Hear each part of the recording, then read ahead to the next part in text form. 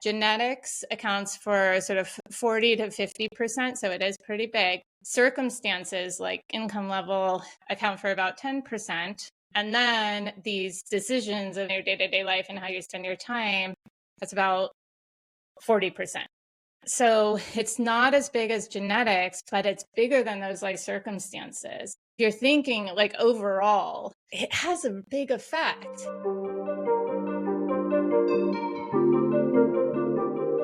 Welcome back to the You Can Too podcast. On today's show, we have a UCLA professor on the show and a amazing author of Happier Hour. We have Cassie Holmes on the show. Thank you so much for coming on the show. I'm so grateful and I'm excited to talk to you today. Hi, James. Thanks for having me. I'm excited to be here. Yeah, absolutely. I'd love to start for you when you were going to, I want to say it was New York after you were giving a talk and you were going through meeting after meeting and didn't even get to have lunch. You were going through it. And that really prompted everything that you're doing today. And I'm curious for you, that was probably a time where it got to a point where it was so bad where you had to make a positive change. And I think that that's where a lot of people get to, where they get to a point where they get to this realization that they have to make a change. How can we prevent getting to that point so that we don't have to get to that point so we can make a change earlier? Yeah, it's a really good question because it was a sort of pivotal point for me. And it's as someone who has spent my career studying happiness and then recognizing and also the role of time. But for me, this time seemed to be like the biggest barrier to my own happiness.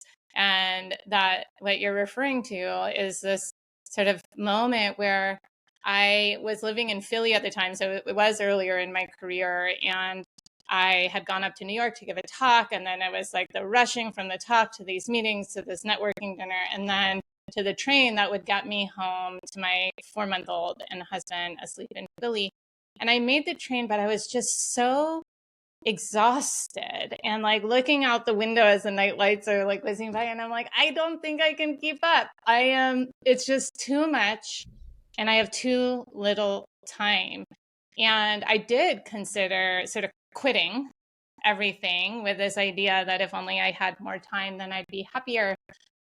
But that's not true. And I didn't quit that night. I just realized I actually had to redirect my research instead of quitting. Like, this is what I study. So why don't I study how to get through this? How we can spend our time and not be so burnt out so that we can feel greater joy in our days and not just sort of have our entire lives pass by in this blur like it felt like was happening at that moment.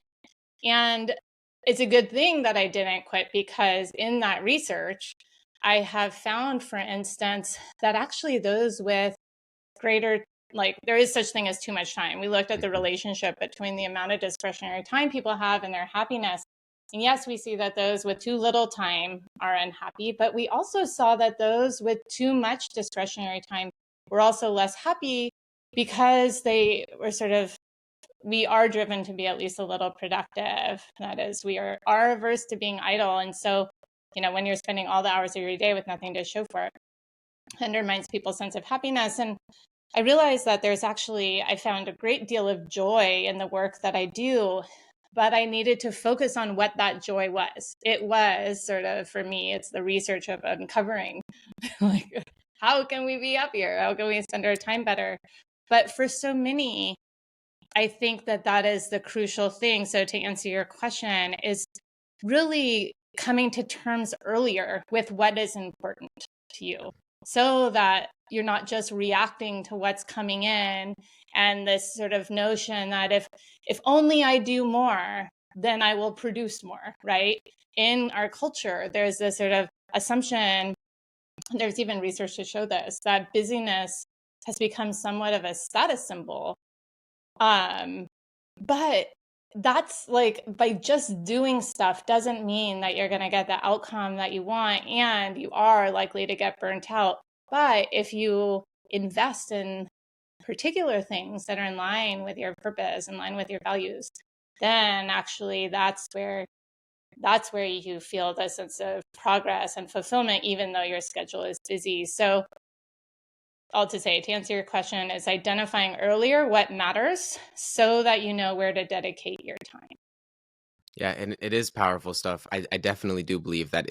I mean, every time we speak to anyone, how have you been? Oh, I've been busy. That's how we want to see it because we see it as a good thing. But if you're busy spending time on things that aren't valuable to you and that don't actually move towards your highest good, well, then are you really living in alignment with your truest values and what you want your life to look like, right? And for you, I know that you've. I love this Wait, reframe. before Go you, ahead. like, actually, that's really important to note because we're doing research right now Mhm. about the effect of telling others that you're busy. So, like, as you just said, like, people ask, how are you Yeah. doing? And I'm busy is a very frequent response.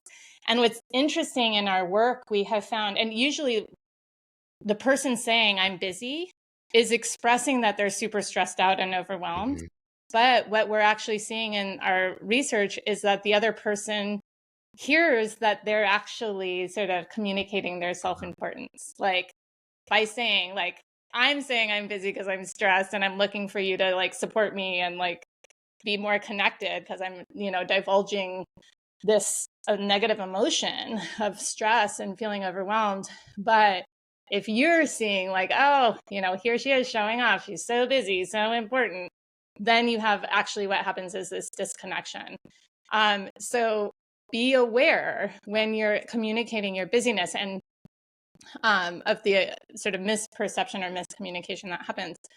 What we have found is how to offset that is when you say you're busy, don't start listing all the things that you have to do, which is actually our tendency. Like, I'm so busy, I have so much work to do with my kids, whatever, because that actually exacerbates it. What you should instead do is say, I'm so busy, and be very clear about the emotional impact on you. I'm super busy, I'm stressed and overwhelmed.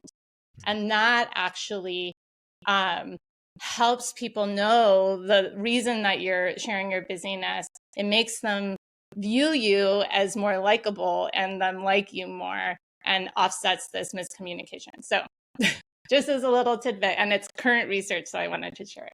No, please do, and bring it all in throughout this entire podcast. I love learning about this kind of stuff. It's so important, and you talk about like going from getting to the end of your days feeling full, just full of stuff, and then changing it to being full still, right? Like you've taken on more. Like you went from Wharton to now UCLA, and you've grown so much since. But like now it's fulfillment at the end of the day. It's not just being full. What do you feel like is the difference between just ending your day full of stuff and then actually being in alignment and feeling like you're fulfilled with what you do?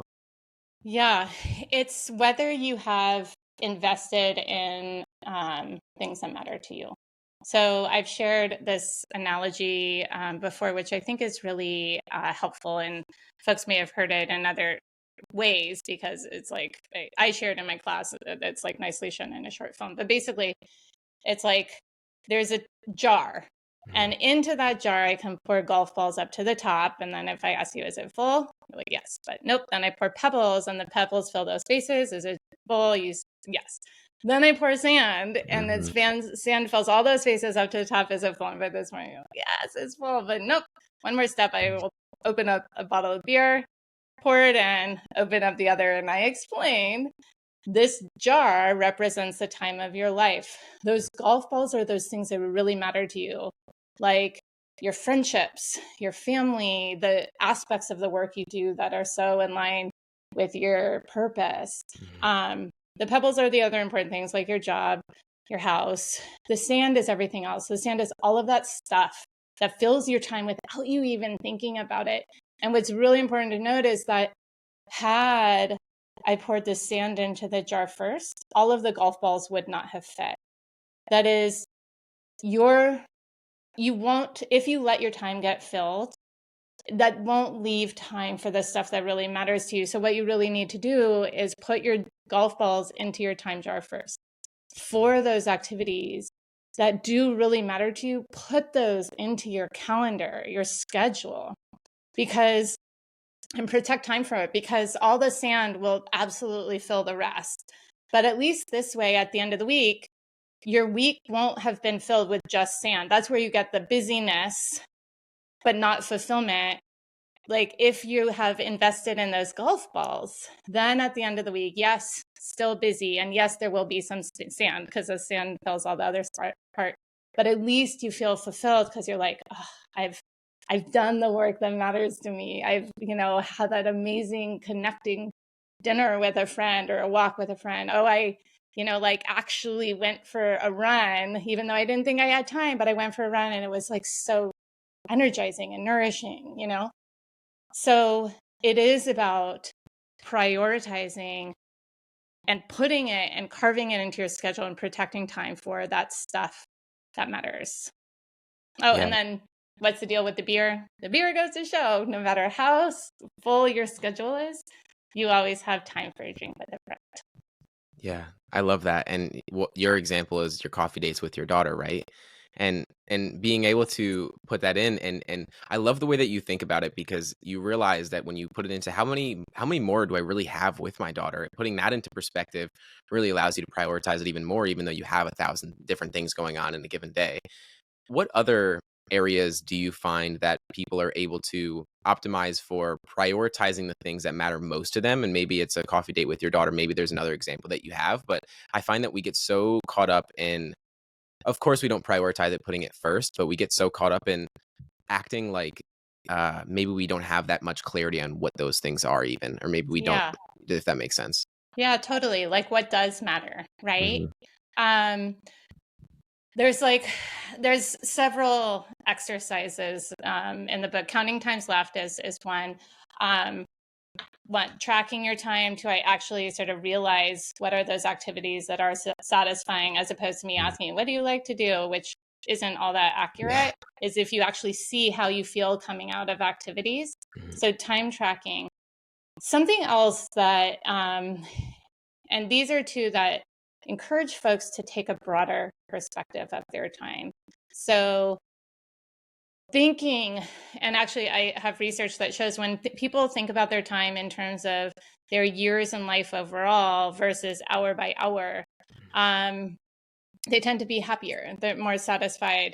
And I think that what that is doing is actually, when we think about our lives overall, it surfaces those things that really matter, as opposed to the reacting like moment by moment, like, oh, what am I meant to be doing now? Or like responding to the email, or, like checking something off your to-do list. Now, some ways to sort of nudge us to think about our lives overall. In my class, I have my students write their own eulogy. And that sounds heavy.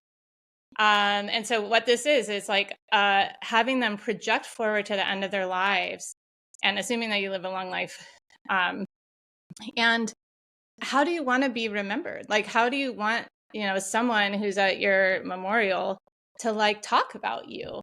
And it's not actually an exercise about death. It's really clarifying about what life you want to lead. It surfaces what are those values that are so true to who you are. What is that sort of higher order purpose of like those big goals that at the end of it all, who do you want to have been? And who do you want to have been is informed by what you have done, right? So that's one way to sort of highlight what's important to you as an individual, of what ultimately matters. Because thinking about our years overall then informs how we spend our hours, right? It informs like, oh, that's really important to invest in. Like my relationship or my coffee dates with my daughters, like my relationships with my family are so important. Something else you can do is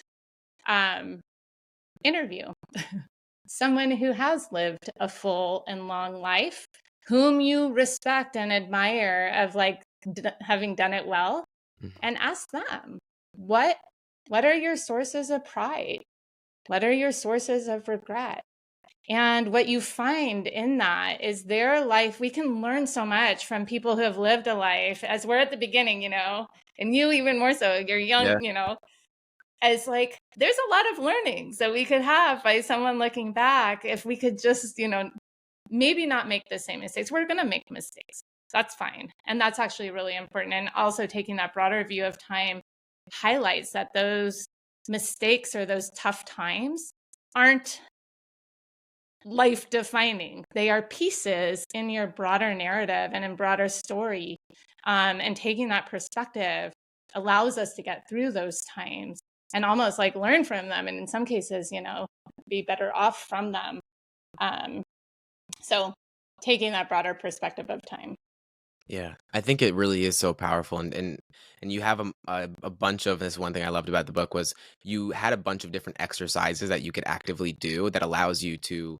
I believe, and I'd love to hear your opinion on this because I'm trying to figure this out. I feel that there's two sides of what happiness is. Some people see happiness as a skill, and some people see happiness as a state.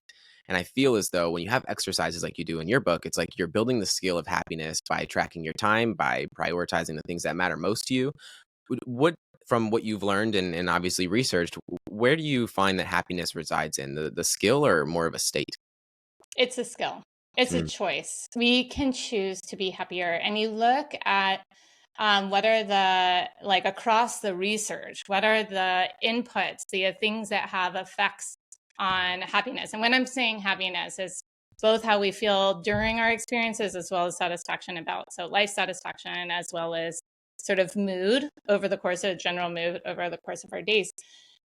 And what you see is that genetics actually has a big effect.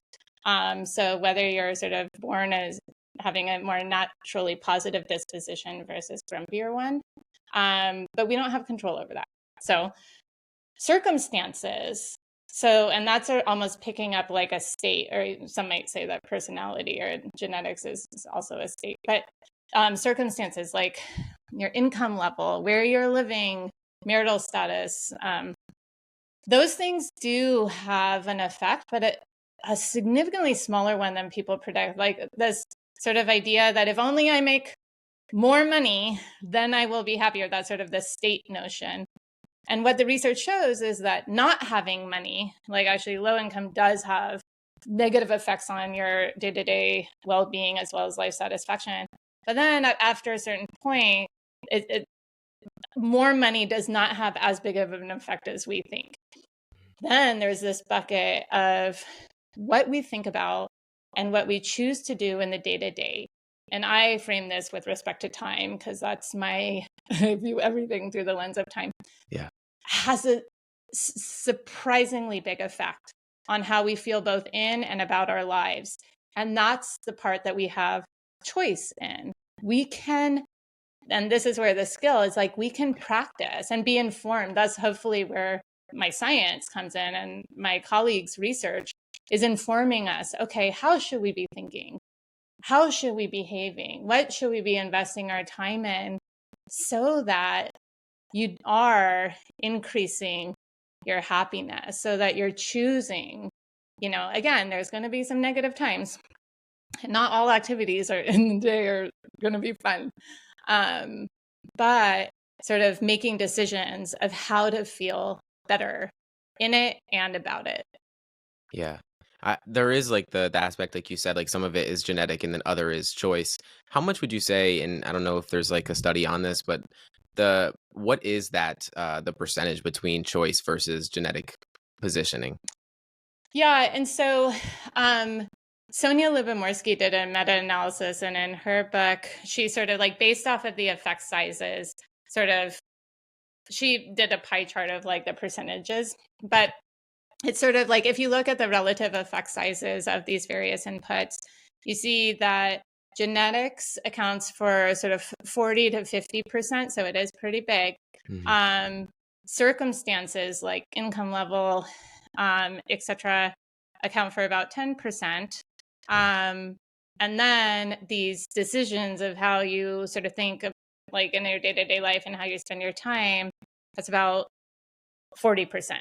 Wow. So it's not as big as genetics, but it's bigger than those life circumstances.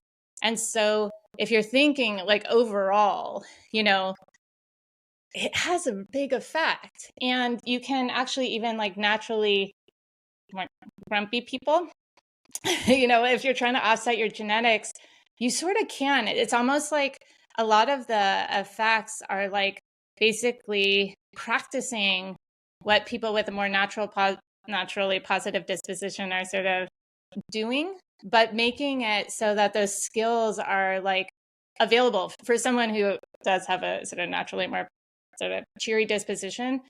I do tend to sort of do these things more naturally, but now that I know from the research what they are, it allows me in those tough times to actually pull from them and implement them.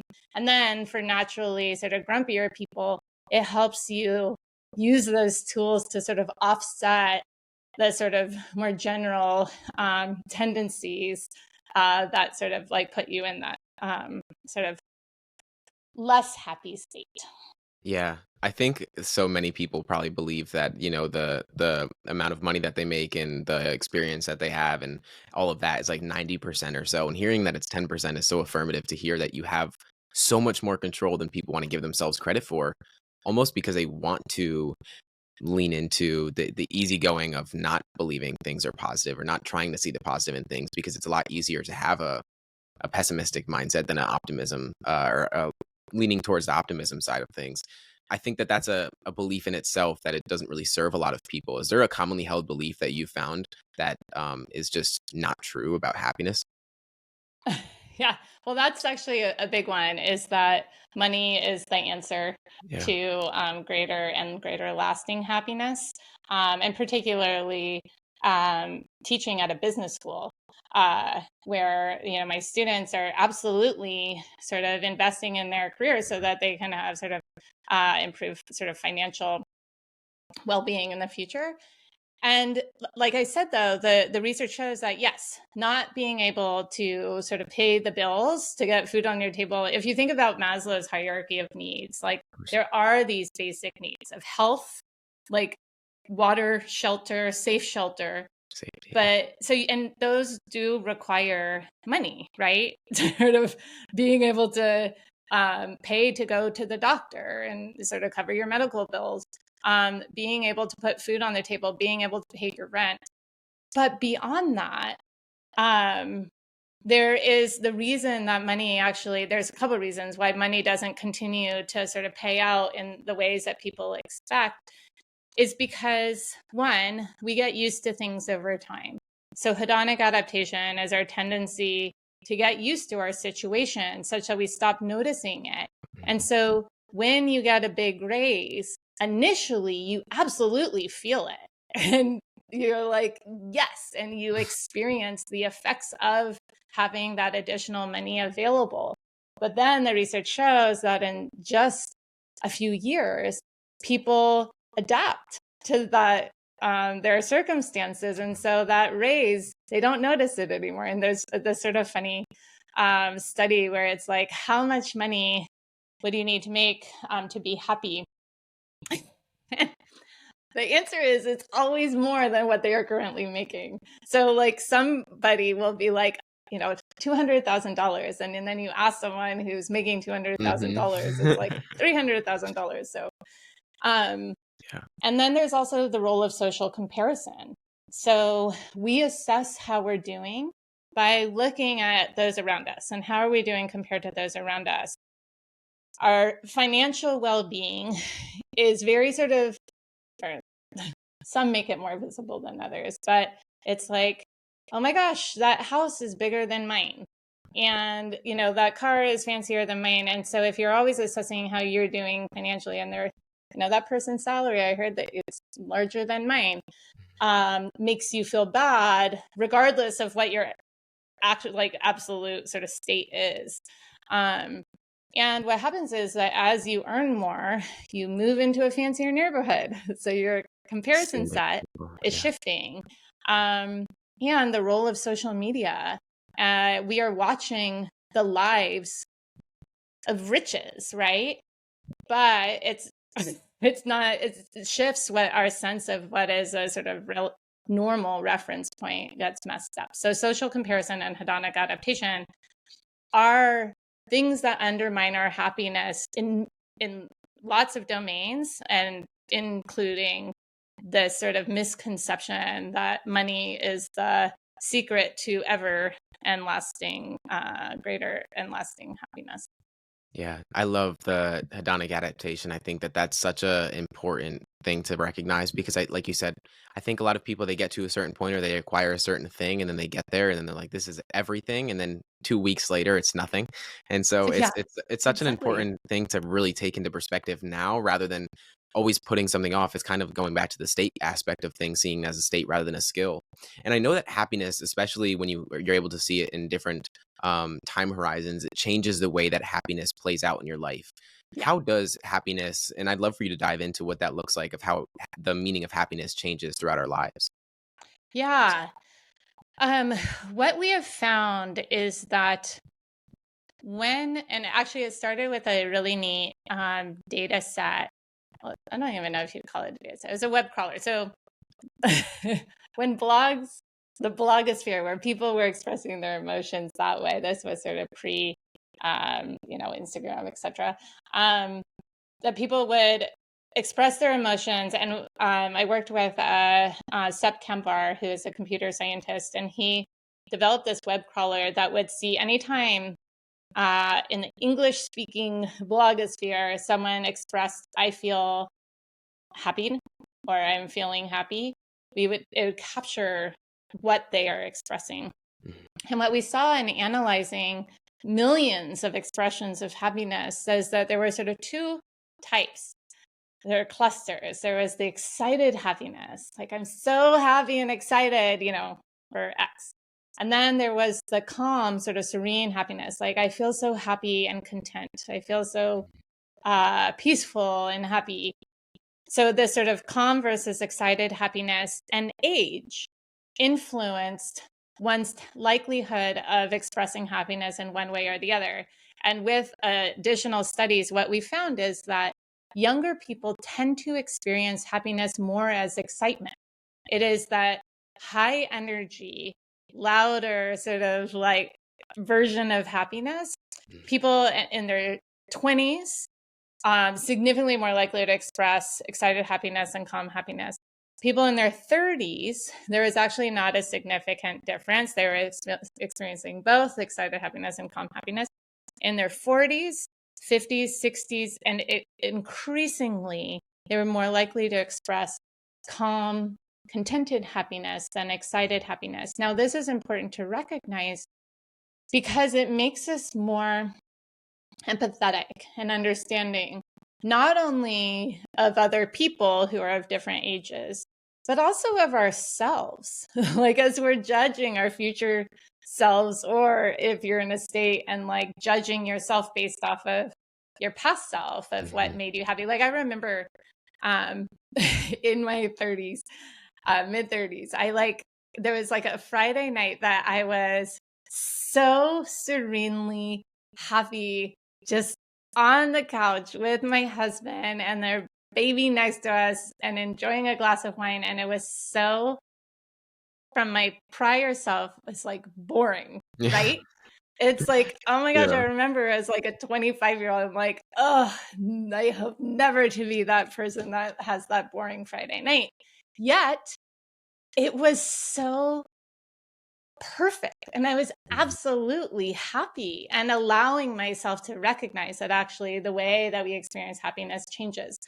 Now, not only does the way we experience happiness shift with age, so do the types of experiences that elicit happiness. So we looked at what's the role of extraordinary experiences versus ordinary experiences. So extraordinary experiences being those like incredible vacations, right? Those life milestones, um, cultural events like going to a concert or, like a fabulous meal, versus ordinary experiences that tend to be those sort of simple shared moments with family, friends, a pet, um, delighting in a little treat like, a cup of coffee or a yummy sandwich, or noticing nature. So just sort of like recognizing a pretty sunset. What we found is that the happiness from ordinary and extraordinary experiences is influenced by age. Extraordinary experiences make people very happy regardless. Ordinary experiences, among younger people, they experience greater happiness from extraordinary compared to ordinary. as people get older, they enjoy increasing happiness from ordinary experiences, such that among our older people, they experience as much happiness from those ordinary experiences as the extraordinary ones.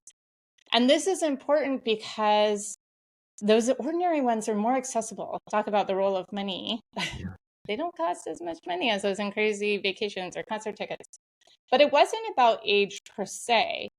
What it is how much time you feel like you have left in life. Younger people view their futures as more expansive. As you get older, you start recognizing that your time in life is more limited. And recognizing that your time is more limited makes all your moments seem more precious. And so you savor those ordinary experiences more. This is important because we found that among younger people, whom we reminded that their time in life is finite. So the counting times left exercise does this, for instance. Among younger people who recognize that time in life is actually finite and limited, you see that they're better at savoring and they find as much joy from those ordinary moments too, like the older people and as those extraordinary moments. So that is something, going back to actually one of the questions you asked before, what's something that, would be good to know so that people don't make the mistake and consider earlier in your life, enjoy the happiness that's sort of right there. And part of it is recognizing your time is precious and how there can be extraordinary happiness in even ordinary moments if you pay attention, right? If you are savoring them. And so that's available to everyone. Yeah. As you were going through that, and of course I've dove into your work already, but I was thinking, because I'm 20 and I think I'll go for a walk and I'm looking at the trees and I feel like I'm in heaven. Like I'm just looking around like so grateful because I lost a lot of family growing up and at a young age. And so that put me into a perspective of Yeah. you don't know how much time you have. You really, really don't. And you have to really soak that in and recognize that now rather than doing it later, because then you're going to miss out on all the experiences that you're at. I think, well, a lot of the time we get to a point where I'm trying to get somewhere else so much that we neglect where we're at. And then when we get to where we thought we wanted to be, we miss out on everything that just happened.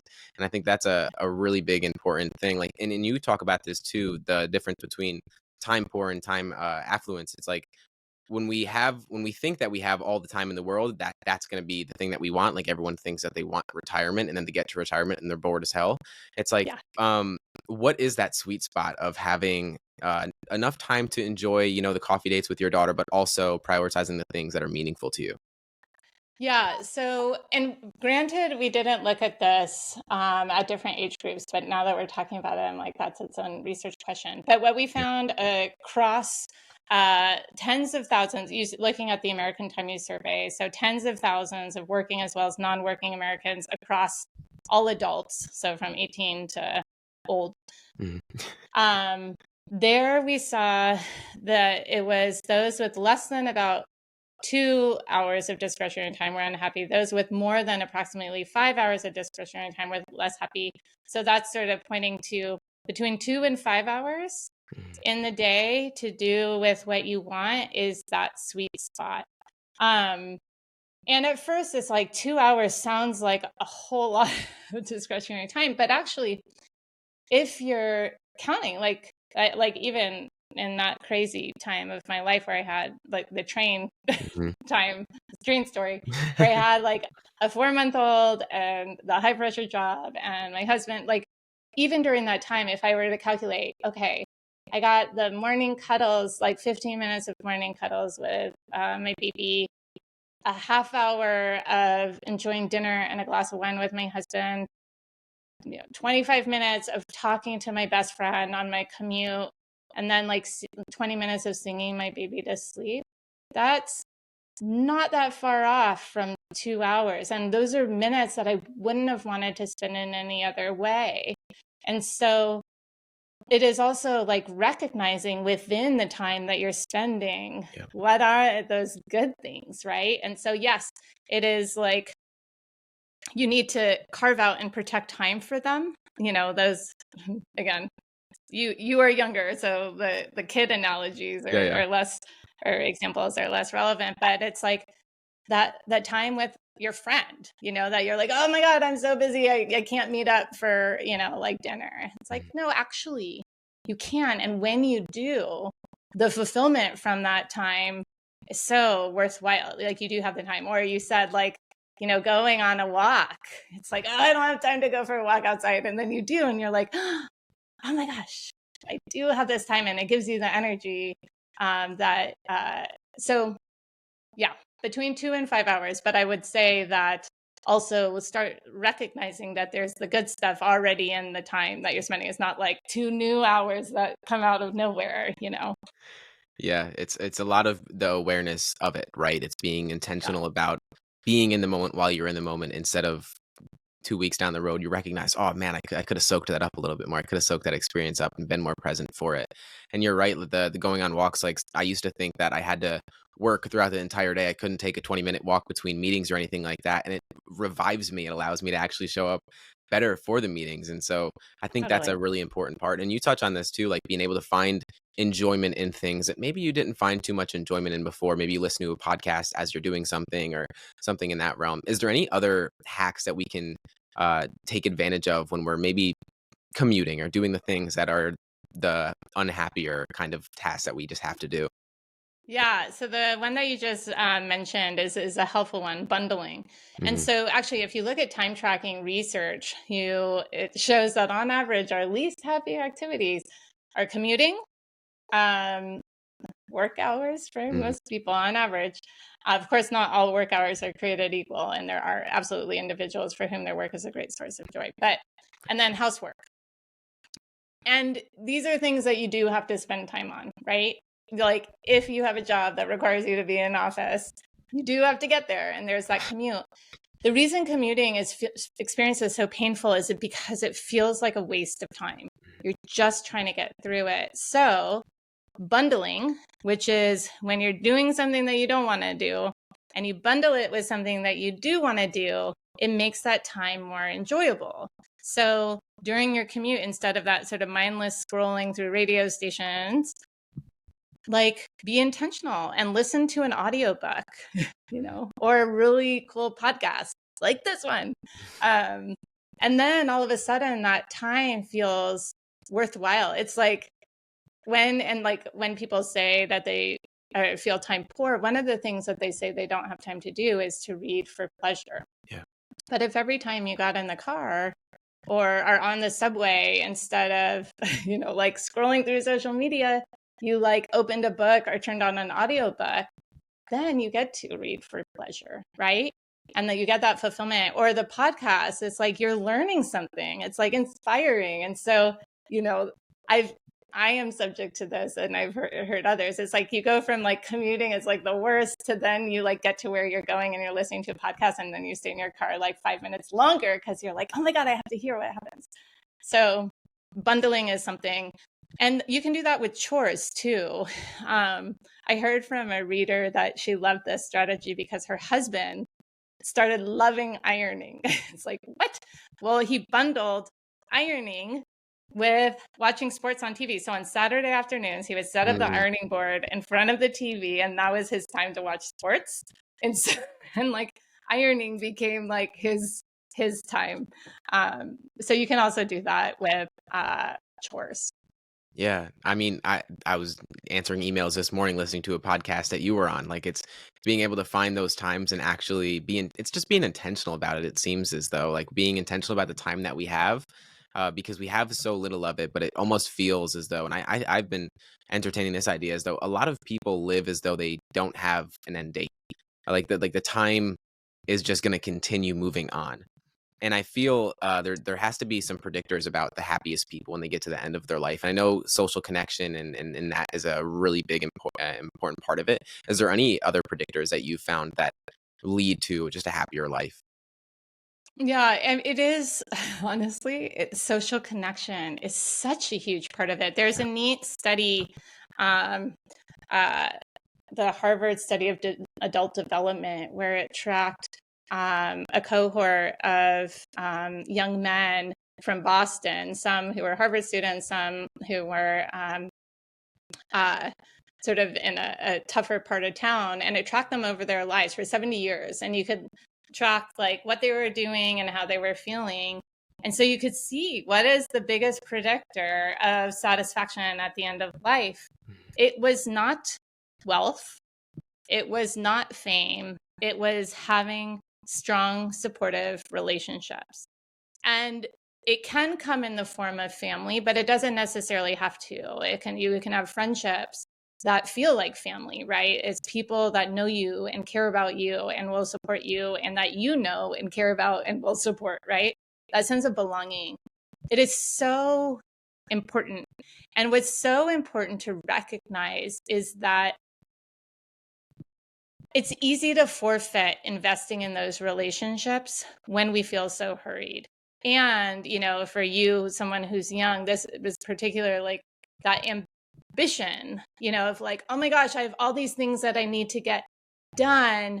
And it's about sort of establishing and building yourself. And unfortunately, what happens is that it's sort of at the cost of relationships along the way. And so you see with sort of folks who have prioritized at the cost of their relationships, their careers, then you get to a point, and you've said it several times. It's like, wait, I was working towards this and now I'm here. It's not what I expected. And the really sort of harmful part of that is when you've neglected relationships. So then you get there in your career and you're like, oh my gosh, I have no one to share this with. So, going back to that jar and golf ball analogy of like those, you do have time for a drink with a friend. And if drinking's not your thing, you do have time to meet up with a friend and go for a walk outside, right?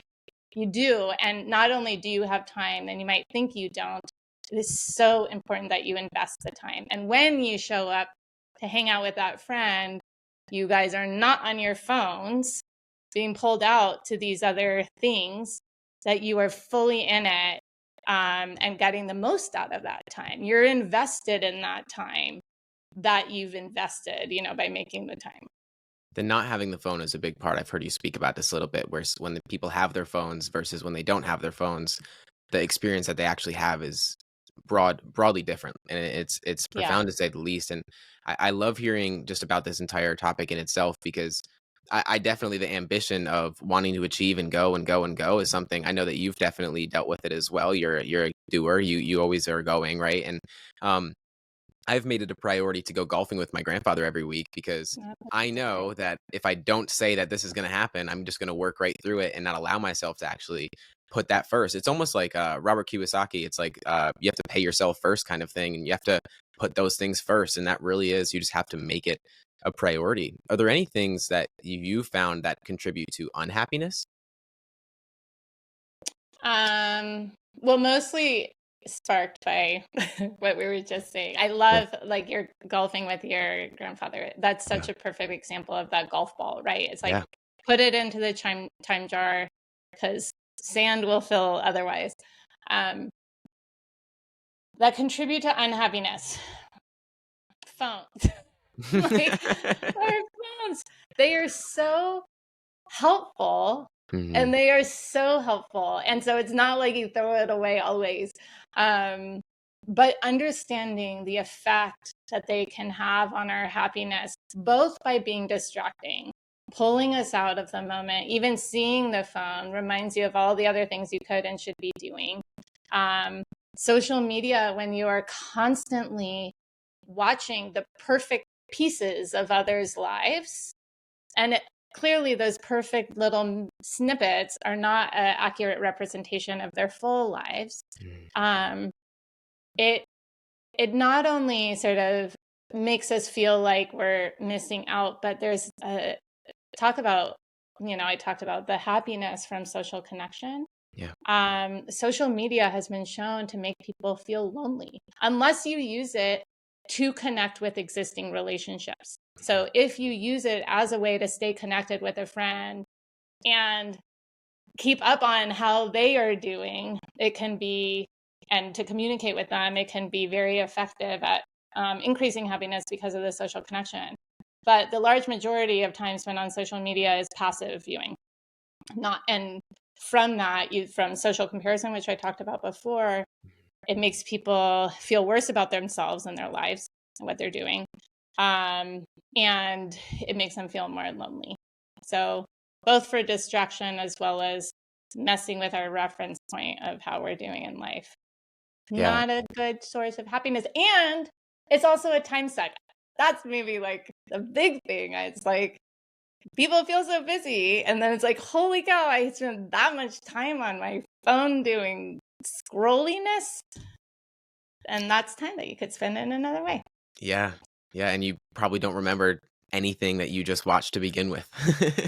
Like, Exactly. anytime you're scrolling, there's no way that you get up from a scroll sesh and feel like I feel good after it. It's like, um, yeah, you're definitely doing things that are not moving you towards your highest good. I love this, and there's one last question I ask every guest, and this is more focused on you and kind of like your journey. I believe that a lot of what we've talked about today is a lot of unlearning the beliefs about happiness, about the way that happiness plays out in our lives and everything else. And so, my question to you is, what belief are you currently unlearning? I am currently learning that saying no doesn't have to destroy relationships. And it's a struggle because you always feel like you can't say no because then the other person on the other side is not going to sort of be there, you know? But that actually, if you say no in the right way and for the right reasons and communicate those reasons, that the relationship won't be lost. And in fact, it's so important for, investing in oneself and protecting time for the stuff that matters so that you can show up better for those when you know, for those that you're going to be spending time with. Absolutely. You can't show up for anyone else 100% if you're not showing up for yourself 100%, right? At the end of the day. So that's such an amazing way to end it. Thank you so much. All of your links will of course be in the show notes, but thank you for your time, and I'm grateful for all of your knowledge and everything that you're putting into the world. Well, thank you, James. This was a treat, and thank you for all you're doing, Thank you. putting goodness into the world too.